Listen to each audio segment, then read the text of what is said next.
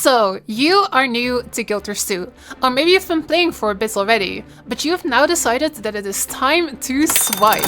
You have a burning desire to spend money, and Guilders 2's gem store has caught your eye. But which items are worthy of your credit cards? Well, something that's certainly worth your credit card is a subscription to twitch.tv/Loranity. Okay, no, but seriously, there are a lot of items on the Guilders 2 gem store, and some of these items are amazing, while other items are less amazing. So which items should you buy first? Which items are the must-haves? Which items are great for certain people? And which items should you probably avoid? Well, as a serial Guilders 2 money spender, I got you. It is time for a tier list of the Guilders 2 gem store. Let's begin by talking about some must-buy items, starting with the copper-fed Salvage-o-Matic. The copper-fed Salvage-o-Matic might not seem that amazing at first glance, but it is easily one of the items I just cannot live without. When I made an alt account a couple years ago, the first thing I did was buy a copper-fed. This item is basically an infinite basic salvage kit. Every time you use it, you pay 3 copper, which is roughly equivalent to buying salvage kits manually from the vendor. So it's not necessarily cheaper, but gosh, it's so convenient to not have to run to the merchant every time you want to salvage. You can just salvage forever and never run out of kits. It is so good. You might not know about this, but you can actually right-click a salvage kit, including this one, and press salvage all, fine or lower. Brrr, let's go! Such an easy, fast way to clean your inventory. This item is amazing and is going straight into S tier. Besides the copper-fed, there is also the Runecrafter Salvage-o-Matic, which is ideal for green gear, and the silver-fed Salvage-o-Matic, which is ideal for yellow gear. These kits are also very convenient, but in my opinion, they're not as much of a game changer as the copper-feds. Green gear is usually pretty profitable to sell in the trading post, and you don't get that much yellow gear, so getting regular salvage kits isn't that annoying. For this reason, these kits are going into A tier. You are now probably thinking that you need to buy a copper-fed.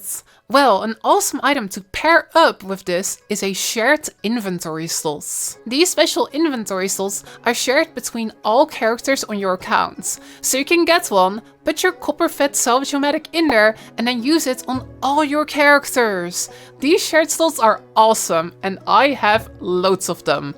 S tier. By the way, you also get these for free when you buy an expansion, so you might already have one. Perfect for that copper-fed. Next up, Living Vaults. If you're not aware, Living Vaults was basically content updates that ArenaNet used to release in between expansions. Nowadays, new expansions include all of their content updates, but in the past you had to buy these separately. These Living Vault seasons are, in my opinion, also great purchases, because they're just content to play with new maps, story and rewards. Living Vault Season 1 is free, so you can just give that a roll right now. Season 2, on the other hand, is a little bit weird. Season 2 is a bit more expensive than the other seasons, and these Season 2 maps are actually available even if you don't own the season. This season is probably not the best value for your money, but it is a story I quite enjoyed, and if you enjoy story 2, definitely pick this up. B tier. Season 3, Season 4 and Season 5, which is also known as the Iceboot Saga, are all solidly S tier though. These get you new maps, new story and new rewards. These seasons are genuinely quite a lot like small expansions, so I highly recommend them. S tier. By the way, all of these seasons, especially Season 3, are super useful for getting easy ascended trinkets. Check out my gear guides video for more details on that. Now, let's talk about yet another item I cannot live without.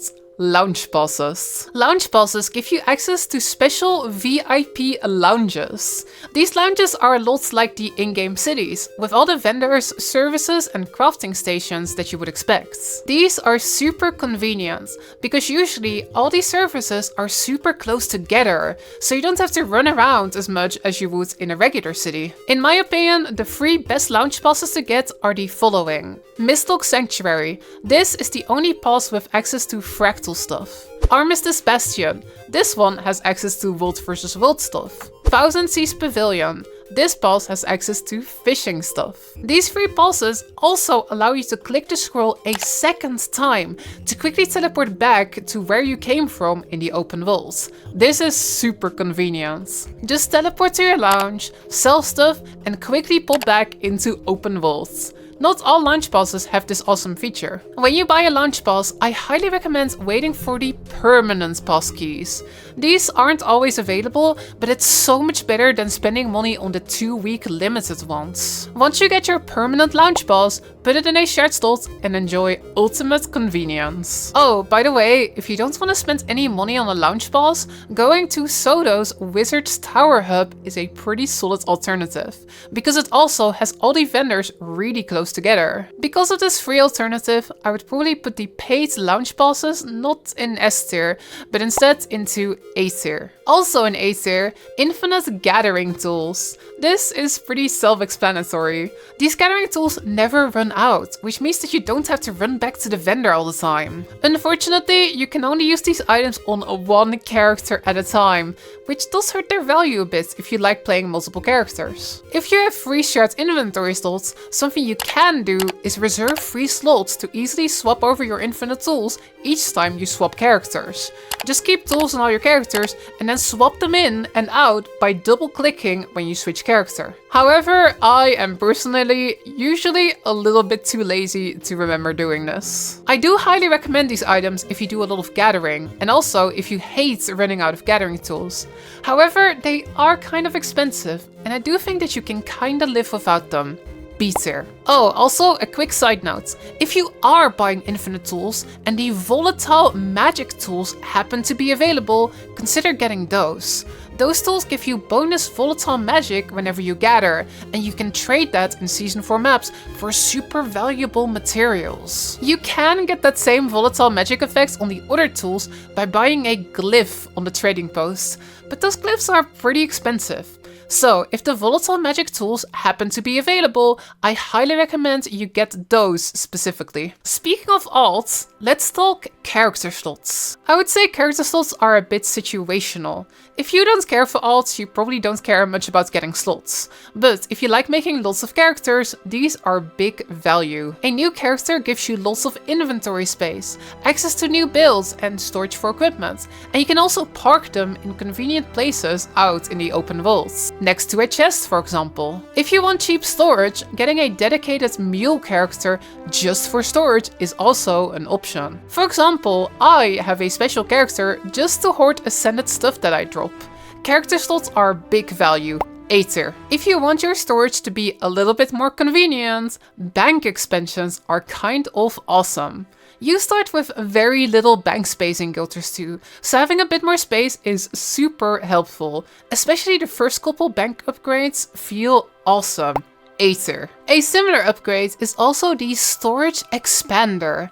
This item adds 250 slots to all your material storage slots in your bank. So if before you could store 250 mithril in there, you can now store 500 mithril. This is kind of awesome. The first couple ones you get will feel like massive upgrades, but in my opinion, you really do not need more than maybe 750 or 1000 in total. The first couple ones are great though. A tier. Bag expansions are, in my opinion, not quite as good.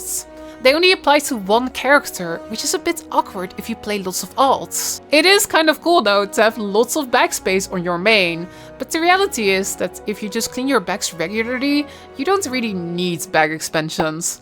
B tier. I might also be working on an inventory cleaning guide. If your inventory is a huge disaster, just like mine, you should definitely subscribe for this. Speaking of upgrades that only apply to one character, let's talk templates. Equipment templates basically give your character another equipment loadout.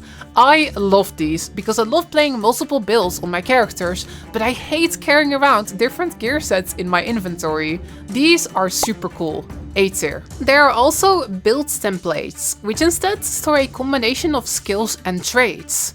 I think these honestly are a bit overpriced. They're convenient for sure, but swapping out your build isn't that much work. In fact, you can actually right-click your build, copy it, and just save it in a text file. Then later you can paste that code back into the chat, click it and apply it to your character. I only recommend getting build templates if you really like the convenience of instantly swapping your build on the fly, or if they happen to be on sale. C tier. Oh, also, another great option if you want these templates is by getting them for the Wizard's Vault. In the Vault, you can get some build templates for free every single season just for doing some dailies and weeklies. There's also this other thing called build storage, and I honestly don't really recommend you get this. Build storage lets you store builds on the side of the screen, and then you can reapply them to regular build templates. It's a bit of a weird system, and again, you can also just use a text file instead. I personally play like 40 different builds across all my characters, and I never use this. If you really like this feature though, I recommend getting this upgrade on the Vault instead. D tier. Alright, now that we've started filling D tier, let's also put some other stuff here. I am not a fan of single-use items. This is stuff like the Black Lion Salvage Kits, boosters, consumable primers, Mystic Forge Stones, Revive Orbs, Upgrade Extractors, Reinforcing Canisters, Merchant Express, Trading Post Express. With all of these items, you can use them one time, and then your gems are just gone. I would much rather spend my gems on stuff that will last. So I'm putting all of these into D tier. Often you can also get these single-use items through other methods in-game, like for example through the Wizard's Vault. All of this also goes for transmutation charges. Having these is awesome for Fashion Wars, but you can also get these charges for free in the Wizard's Vault, or you can also get them as rewards for other stuff like city map completion. Another item which I'm just not really into is Black Lion keys. These keys allow you to open loot boxes. You have a tiny chance to get something rare, but I feel like every time I open one, I just kinda get unlucky anyway. For this reason, I'm gonna put these into C tier. If you're the kind of person who enjoys the thrill of gambling, I guess you might enjoy these. But just be warned, it's pretty likely that you will not get what you want. One redeeming factor about these keys though, is that each key guarantees you a Black Lion statuette. You can spend these statuettes at a vendor to buy past Black Lion chest exclusives. So even if you lose, you could be working towards getting cool skins that you want. If there's something in the chest you really want, you can always just wait for that item to be available for statuettes. In my opinion, that's a lot better than potentially gambling away loads of money. Alright, that's enough negativity for a bit. Let's talk about something I spent way too many gems on. Skins. This is of course really subjective, but there are a ton of skins on the gem store. There are mount skins, armor skins, weapon skins, outfits, back pieces, gliders, skiffs, chairs, emotes, mail carriers, finishers, minis, and more. Again, this is really subjective, and maybe none of these items are your thing. These items won't give you any utility or convenience, but I just love my plushie sky skill. I love my cozy cat chair and my read book emote. All I can say is go take a look at the gem store and see if any of these items make you happy. I'm actually not gonna put these items in the tier list because it's so subjective, but gosh. The plushie sky skill goes into S tier. This is my tier list and you cannot stop me. Let's get back to some utility. Let's talk teleporters. The recharging teleport to friends item is pretty convenient. This item lets you teleport to someone in your squad or party, even if they are in a completely different map. Super useful for getting your ults around the walls. Unfortunately, it does have a 1 hour cooldown, which is per character. If it wasn't for this cooldown, this item would be incredible, but with the cooldown, it is going into B tier. The recharging teleport to friends cooldown timer has been reduced from 1 hour to 10 minutes. I recorded the voiceover for this video literally yesterday, and then 1 day later they massively reduced the cooldown. With the new 10-minute cooldown, this item is getting upgraded to S tier. There are also the Corteria and Heart of Thorns boss portal devices. These items let you teleport to world bosses that are up in these areas when they are about to start. You can also set them to give you a notification in your chat when these boss fights are about to happen. These items are kind of convenient, but honestly, I am not the biggest fan. I much prefer taking a look at the event timer page on the wiki and then just teleporting myself when I know a big event is about to start. This wiki page also includes the meta events from the other expansions, which to me is pretty important. These items are going into C tier. Something else you can buy in the gem store are home instance nodes. These add a little gathering node to your home instance, which you can then harvest once a day for items. Personally, I'm not super into gathering my home instance. I think it's a bit tedious, but some people gather their home instance religiously. The thing is, most of these gemstone nodes take a really long time to pay for themselves. The leather rack takes approximately 50 years to pay for itself. These are just not great for making a profit, but I guess you might want to get them for completionism.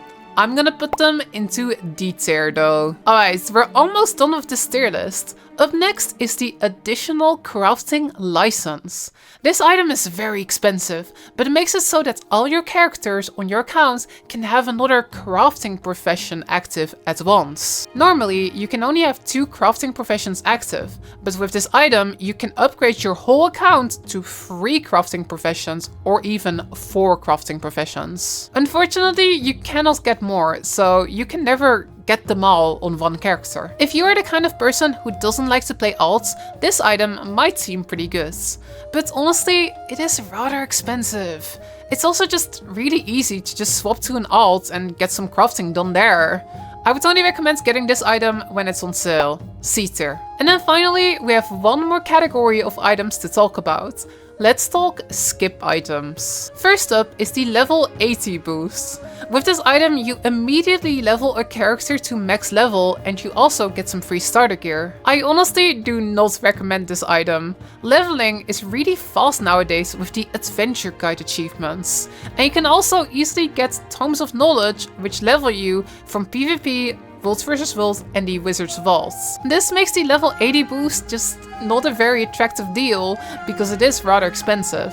D tier. Another skip item is the Waypoint Unlocker, which instantly unlocks all waypoints in a certain area. I do not think this is a great item. Running around grabbing waypoints is really fast, especially with mounts, and honestly, you don't even have many reasons to need every waypoint. Just get a couple important waypoints at important places and you're kinda good. D tier. Finally, you can now also buy hero points on the gem store. These are the points that let you unlock new skills and new trait lines. Before level 80, you will not need these. Leveling to 80 gets you enough hero points to entirely unlock your core class. In the expansions, there are elite specializations, which cost a lot of hero points, so you might be tempted to buy this item. However, hero point challenges in the expansion give you 10 hero points instead of just 1. So if you do those challenges, unlocking an elite spec really doesn't take much time at all. Hero point challenges can be pretty tough in Heart of Thorns, but in Path of Fire and End of Dragons, the challenges are really quite easy to solo. If you're struggling with Heart of Thorns hero points, you can always ask for help in map chat, or look for a hero point train with a commander in the LFG. I highly recommend just getting the hero points yourself. It's kind of a fun bit of progression and doesn't take that long, so for this reason, Gemster hero points are also going into D tier. And that brings me to the conclusion of this gem store tier list. I really hope that this video gave you an idea of what items on a gem store you should definitely buy right now and what items are probably best to avoid. If you agree or disagree with my list, definitely let me know in the comments. And if you have any questions, the best way to ask me is to stop over at my Twitch stream at twitch.tv/Leranity. I stream Guild 2 5 nights a week and I'm always down to chat about this stuff. Hope to see you there. Also, make sure to join our Discord, which is filled with loads of awesome Guild 2 players. Thank you so much for watching and I will see you next time.